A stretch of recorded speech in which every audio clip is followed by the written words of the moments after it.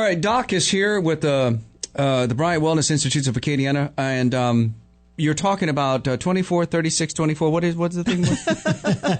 It was the 85-10-5 rule for men, choosing their food planning. And so 85% of the time, you want to eat foods that you really like, but that are healthy, high-protein whole foods. Healthy, high-protein. Wait, I got to make a note here.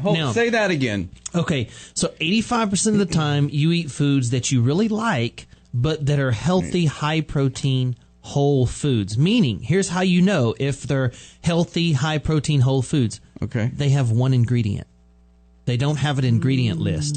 For an example, eggs, fish, nuts, spinach. It's one ingredient list. There's no ingredient list to it. It's one thing. One thing. Okay. One thing. It's a single item. Okay. Now, and you need to do that 85% of the time. Yes, because why wouldn't this work for women too? It would. It would. Okay. It certainly would. And we just alter the formulation a little bit. Women don't quite need as much protein. Okay. But if a food has an ingredients list, then the more processed it usually is, meaning that it has extra sugar and fat and it's stripped of all the good nutrients. So pick one ingredient foods like steak, apples, almonds, one ingredient foods. Okay. 85% of the time. Okay. That you like. Okay. Now, 10% of the time, use the same idea, healthy, high-protein foods that you don't really love, but that are still good for you. So 10% of the time that you're going to eat foods that fall in the same category, but they're not your favorites. Okay. But they may still contain the minerals and enzymes that you need. So an example is, say you might not really like spinach, or say you might not really like almonds, but since it's loaded with everything good for you, you're going to add it to something so that you get that about 10% of the time. Just a food that you're not crazy about. Okay. Because variation in your diet makes sure that you get a broad spectrum of nutrients. If you eat the same thing, and this is probably something I could do a little more of, I'm pretty regimented with the things that I eat. So more variation in your diet. You need bread pudding. That's what you need. That's what you need. That would be a variation for sure. Yeah. That's what you honking need. That would be way You off just need variation. a big chunk of bread pudding, and I want to watch you eat it. Okay, go ahead. So that's the 85-10. Foods that you're not crazy about, but that are still in the healthy, good category. And then 5% of the time, eat whatever you want. Oh, really? Whatever you would like. Now, like bread pudding. Yeah, like king bread cake. pudding. Whatever you want. 5% of the time. Okay, now, wait. Now, to recap, 85% of the time, high-protein foods, that generally with one ingredient, like spinach. Yeah, that you like. Nuts, just one-word ingredient type foods. Okay. And 10% of the time, foods that I don't really like, I don't really love, but I'll eat them, and they're good for me. Right. And then 5% of the time, I can eat anything I want. Right. But now, Dr. Kevin. Now, here's the thing. Wait, okay. Oh, is there going to be like Go ahead. Yeah. So, the actual diet plan calls for 80-10-10 and 10% of the time to eat whatever you like. Mm-hmm. But I like 5% better because people are going to stretch 5% to 10 anyway. Yeah. You know? So, and if I say 10, they're going to stretch it to 20. Yeah, exactly. It's like on Camellia Boulevard. They stretch 35 to 45. Yeah. Right, exactly. That's what's going to happen. So, if you call it 10, you're going to make it 20. So if you just push for 5% of the time, eat whatever you want. Okay. But now, so I've got a piece of healthy fish. Say I caught some trout. Mm-hmm. And I'm preparing that. Mm-hmm. I'm going to want to put some butter on it. Yeah. Butter's not unhealthy. Okay. I would put butter on it. Okay. Yeah. All right. No. Would I have rice with it? No. Would I have bread with it? No. Okay. But butter's a health. See, that's the other question then becomes, what is the 85-10? Mm-hmm. And that's where some coaching comes in.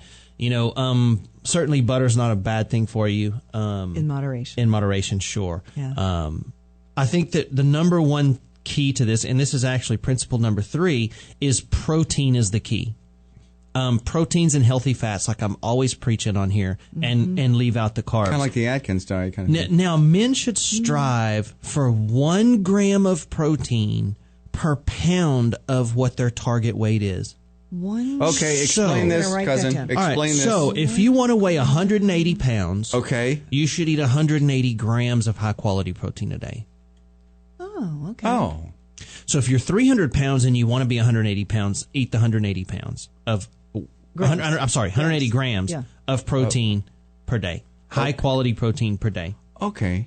So why is that? Because protein. I want to wait. Hold on. CJ has to do some math. I'm doing here. math. Hang on. Okay. I want to weigh 100. I like me at 160.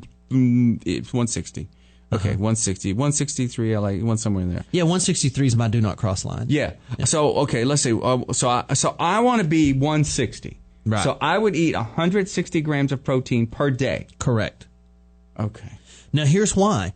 Because protein increases your satisfaction when you eat, first of all. It reduces your cravings, and it helps you feel fuller longer. Whereas carbohydrates do the opposite of that. Yep. They flood your body with insulin. That gets burned up and spikes your blood sugar, and then you're starving again within a couple of hours.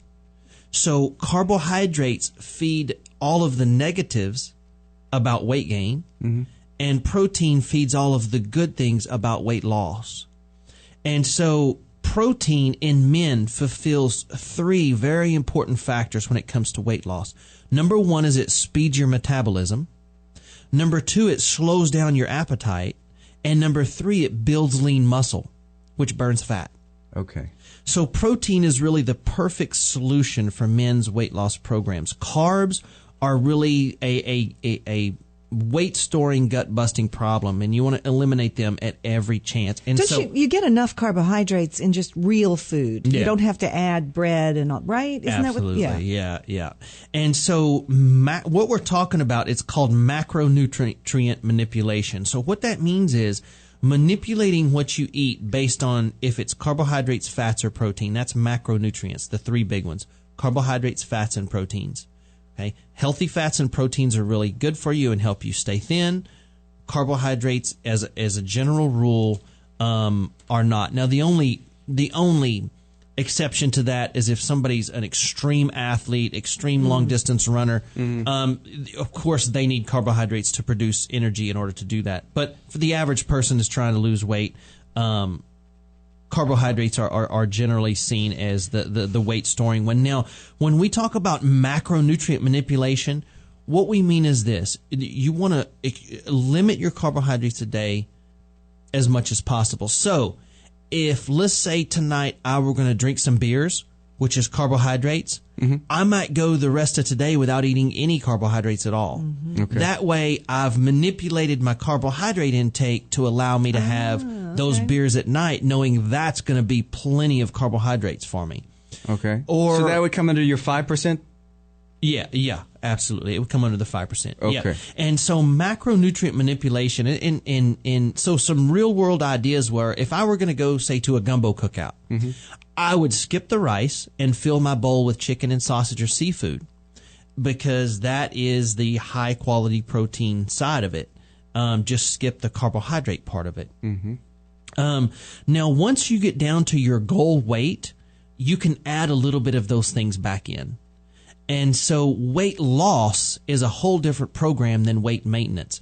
Once a patient gets to their goal weight, they can start to add some of those things back in and be okay, as long as they don't cross their do not cross line on the scale. So Is that because you've kind of changed your metabolism? Absolutely. Your body will burn it. So what we do is, once our weight loss people get down to their ideal weight.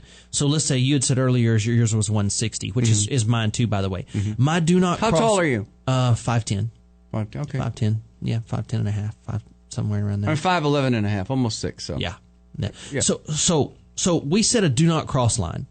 And so mine, for example, is 163. So every morning when I wake up, I go step on the scale. And if I'm 162, everything's good. 162 and a half, everything's good. Whatever I did the day before was fine. Now, this is maintenance, not weight loss. This is weight maintenance. Now, if I go in and step on the scale one morning and I'm 163.2, that is an emergency that day. My number one priority for that day is to change whatever I've been doing the last few days to get that back down the next morning. Don't let it get ahead of you. Don't let it. Sirens and stuff go off in your bathroom? Absolutely. So my priority that day is whatever I've been doing, I've been overdoing it. And I do that every single morning. I've done that every morning for 4 years, and I've really not, put a pound back on, except for this holiday. I put a few pounds on because I ignored it, but I'm halfway down to getting it back now. I just kind of wanted to see what my body would do. So I just ate this holiday, I kind of ate whatever I wanted. Really? Just to kind of see what my body would do. Live like the regular folks. And it's amazing how my energy started dropping, my weight started coming up just within 2 weeks. How quickly your body can start to make those changes back to the other way. So we set a do not cross line. Wait, I'm sorry, but you weigh yourself every morning? Every single morning. And as long as it's just a habit. I walk in there. There it is. There it is. I step on the scale every morning. Yep. Yep. And so typically somebody has to wake up, they go to the restroom anyway. Go to the restroom, step on the scale. Right there. Yeah, go to the restroom first. That'd make you lighter. So this do not cross line is very important. So we watch it daily, forever, and as long as you're below it, whatever you're doing is fine. And if you're 1/10 of 1 pound above our do not cross line, that's a priority day that we get you back down. That way you don't get 15, 20 pounds back, gaining your weight back, and How then did this happen? How did this happen? Yeah. Right, we stay right on top of it. So as a certified weight loss coach, this is just a few of the things that I do for my weight loss clients as we help you monitor and take care of all this. But, I think that a couple of principles that we got out of this article are kind of interesting. And, it's a different set of challenges coaching women in weight loss programs as it is men. It's just a different challenge. So I wanted to make a quick announcement, if it's okay, before we leave. I'm sorry, we're out of time. I went over right on the do not cross line, but I'm going to be a guest speaker tomorrow tomorrow night at a symposium on natural solutions to mental and emotional disorders, and I wanted to invite everybody. It's going to be quite a remarkable symposium that I've been invited to be the guest speaker at. We're going to discuss new solutions to emotional disturbances like depression, anxiety, PTSD for our soldiers and others, children's issues like ADD, ADHD, OCD, and the other problems that are associated with a lot of the kids today. And we're going to have appetizers and social hour at 6, and then the symposium will begin at 6:30. It's going to be at Kimball's Cafe across from La Triomphe in Broussard. And if you want to come, it's open to the public. You can call my office and register. And there are some really profound breakthroughs in natural treatments for these emotional problems. And so many people in society today have these anxiety and this depression and this ADD and ADHD. And there's reasons and there are solutions for that. And so there are really some profound breakthroughs in natural treatments for these emotional disorders. So if anyone wants to know how to finally break free of these terrible issues, or if your children are having these issues, come find out how to help before these issues only get worse. So you can call my office to register if you want to come. It is open to the public, and it's a symposium on natural solutions to emotional disturbances. The number is 837-7174 to register, or I'll have Kate posted on our Facebook page at the Bryant Wellness Institutes today, so you can get the information on there. But you should come find out how to resolve these problems once and for all and find out what's causing them, because there are reasons that everybody's having these days, and the good news is they're fixable. So we're going to guest speak at that tomorrow night. Thank you, Doc. You bet. Wellness, huh? I'll see you guys next week. Good. Wellness Wednesday on KTDY.